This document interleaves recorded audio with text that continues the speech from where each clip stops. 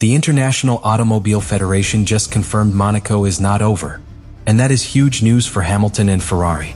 Because what looked like a simple 5-second pit lane penalty has now become part of a much bigger review, involving data, evidence, and the chaos that hit multiple drivers in the most unforgiving race of the season. Hamilton was punished. Gasly lost a podium and fell from 3rd to 7th.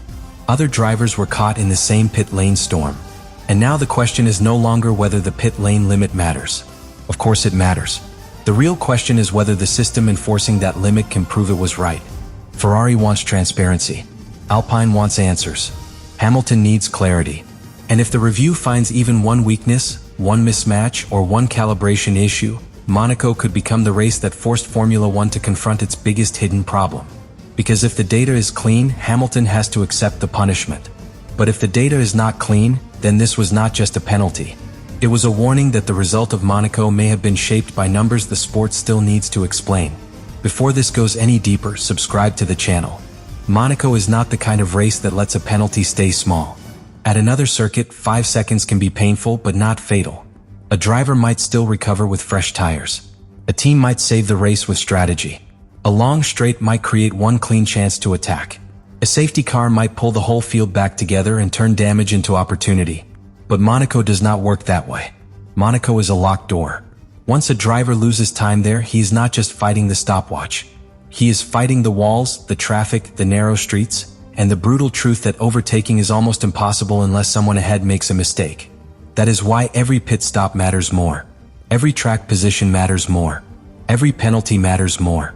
And that is exactly why Hamilton's 5-second punishment became such a huge issue for Ferrari. Because this was not 5 seconds in the middle of nowhere. This was 5 seconds in Monaco. That changes everything.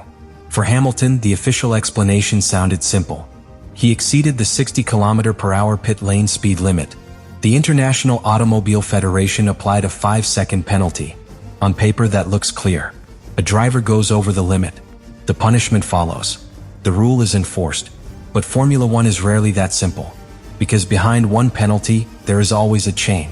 The car has a pit lane limiter. The driver has dashboard information. The team has internal data. The governing body has detection points. Sensors measure the speed. Stewards receive the reading. Then the penalty appears on the timing screen. If every part of that chain matches perfectly, the case is difficult, but clean. But if one link in that chain raises a question, the whole story changes. And Monaco raised questions. Not because Hamilton was punished alone, but because he was not alone. That is the detail that made the review so important.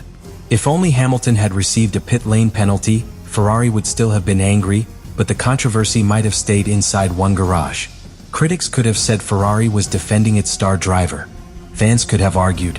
The race could have moved on. But Monaco produced a wave. Hamilton was punished.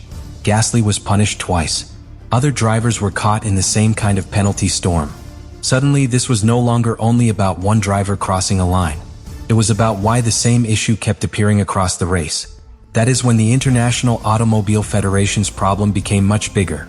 Because one penalty can be a mistake. A wave of penalties can look like a pattern. And in Formula One, patterns are dangerous. Patterns make teams dig. Engineers compare data. Drivers ask whether the information in the cockpit told the full story. Team principals start choosing their words carefully, because they know that one wrong sentence can turn frustration into a fight with the governing body. Ferrari is now standing right in the middle of that pressure. The team needs answers for Hamilton, but it also needs to be careful. Ferrari cannot simply say the pit lane speed limit should not matter. That would be impossible to defend. The pit lane is one of the most sensitive areas in the sport. Mechanics, officials, photographers, and team staff are close to the cars. A Formula One car moving too fast there can create real danger. So the rule matters. Safety matters. But fairness matters too. And fairness depends on trust. That is where this review becomes huge news for Hamilton and Ferrari. Because Ferrari does not only need to know that a penalty was issued. It needs to know why the penalty was issued, how it was measured, where it was measured, and whether the official reading matches what Ferrari can see in its own data. That is not an emotional demand. That is a championship demand. Hamilton was not brought to Ferrari to drift through controversial weekends quietly. He was brought in to lead, to pressure, and to bring the kind of experience that understands how seasons are won and lost. He knows that championships are not always decided by dramatic crashes or spectacular victories. Sometimes they are shaped by small moments that seem manageable at the time. A 5-second penalty, a lost position, a weekend that should have built momentum, but instead leaves a team asking questions. Hamilton understands that better than almost anyone. That is why clarity matters now, not later. If the review confirms that the pit lane measurements were clean, Ferrari has to accept the result. Hamilton has to accept the punishment. The team has to refine its procedures, add margin where needed, and make sure the same mistake does not happen again. That would be painful, but it would be clear. And clarity is something a Formula One team can work with. The real danger is uncertainty. If the review leaves room for doubt, or if it suggests that the system was not as clear as it needed to be, then Ferrari has a much bigger problem. Because then Hamilton's penalty becomes more than one Monaco incident. It becomes a warning for every race that follows. Does Ferrari tell Hamilton to enter the pit lane more cautiously? Does the team build extra margin into the limiter? Does it sacrifice a fraction of time to avoid another penalty? Because Formula One depends on fans believing that what they watch matters. The cars race, the drivers take risks, the teams make decisions. The result appears. That result may include penalties, but those penalties must feel understandable. If the decisive moments happen through invisible measurements that are never explained clearly, the audience starts to detach. They start wondering whether the race on track is only part of the truth. That is dangerous for any sport. And it is especially dangerous for Monaco. Monaco already has its critics. People say the race is too hard to overtake. They say qualifying matters too much. They say Sunday can become a procession. The sport protects Monaco because of its history, danger, glamour, and prestige. But for that protection to work, the result still has to feel meaningful. If Monaco becomes a race where passing is nearly impossible, and then the order is reshaped by penalties fans cannot fully understand, the problem becomes much deeper. That is why the review matters beyond Hamilton. It matters for the credibility of Monaco itself. Hamilton's 5 seconds gave the story global attention. Gasly's lost podium gave it emotional power. The wave of penalties gave it scale. Alpine's review gave it a formal path. Ferrari's demand for transparency gives it political pressure. Put those pieces together, and this is no longer just a post-race debate. It is a test. Can the International Automobile Federation prove that the pit lane chaos was strict enforcement, not system confusion? That is the question. And the answer will decide what happens next.